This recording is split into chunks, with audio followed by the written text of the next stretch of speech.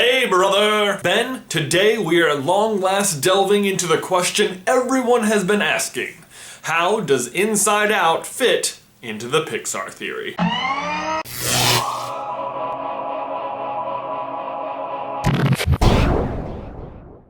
Okay, so if you're not familiar with the Pixar theory, you can watch an entire video about it right here, or you can just watch me recap the high points real quick. The theory suggests that every Pixar movie exists in the same universe and on the same timeline, that every movie is telling one giant story that starts with Brave and ends with Monsters, Inc. Or Brave again, depending on how you look at it. Throughout the timeline, we see the rise of the humans and the fall of the humans, the rise of the machines and then the fall of the machines, and then the return of the humans and then the evolution into monsters? Yeah, you heard me. The theory also suggests that humans are somehow acting as batteries. They're giving the toys life. They are keeping Wally running when all of his other buddies have puttered away. In Cars 2, they're having an energy crisis without the presence of humans. And in Monsters Incorporated, they're traveling to the human world to gather this energy to run their cities. Inside Out is the explanation for exactly what it is about humans that has them acting as a battery.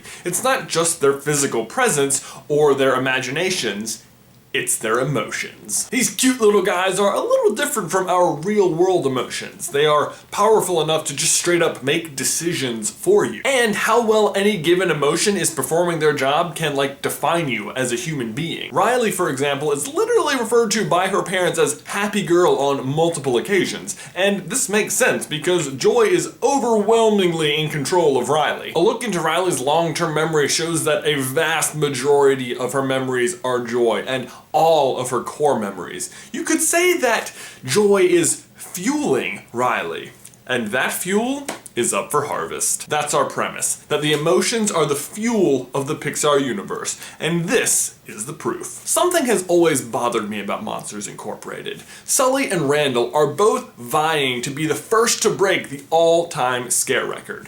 That means that the two best scarers of all time are working at the same time. And yet, they have an energy crisis. What gives? Obviously, the quality of scaring is at an all-time high, so why is energy at an all-time low? The movie later introduces the solution of laughter instead of screams because it's 10 times more effective, and while that's great because kids are laughing instead of screaming now, it still doesn't answer the question, because the monsters have lived on Scream for generations with no issues, but now with the best of the best out there, they're suffering? My theory is not that Joy is more powerful than fear, but that Joy has become more powerful than fear. Now bear with me here. The Pixar theory says that monsters are not just traveling to the human world, but traveling back in time to when humans existed to gather their energy. But how does this time travel work? Can the monsters choose what time they're going back to?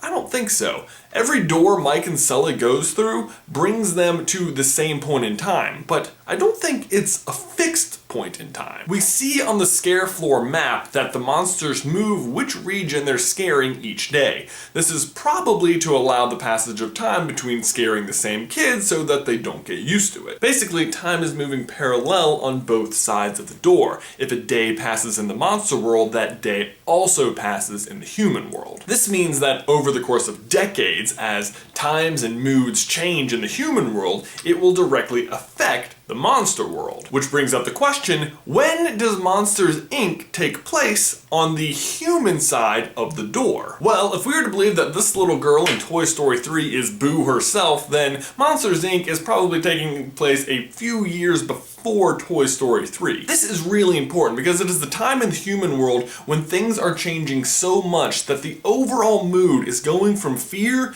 to joy. And this actually lines up with the rest of the human-based movies we see in the Pixar universe that take place before and after Toy Story 3. All the way back to Brave, it would make sense that fear would be the lead emotion for a lot of kids. They're living in pretty medieval times, living very close to nature, probably have a lot of hardships and, not to mention the monster bears running around. Fast forward to The Incredibles and not much has changed. There's so much crime in the world that supers have been introduced into the population to help fight the fear. But something else very important happens in The Incredibles. We are introduced to highly advanced artificial artificial intelligence, and this is what will eventually lead to the humans changing from fear to joy. Because the machines don't rise to power through violence, but rather by capitalism and pleasing the humans. So as the machines rise in power, life gets easier for the humans, and kids have more powerful joy emotions. Heck, by the time we get to WALL-E, we see that humans have gotten to a complete state of just joy and relaxation, even for the adults. Inside Out also explains why monsters are scaring kids and not adults. Younger humans are not shown to have as complicated emotions.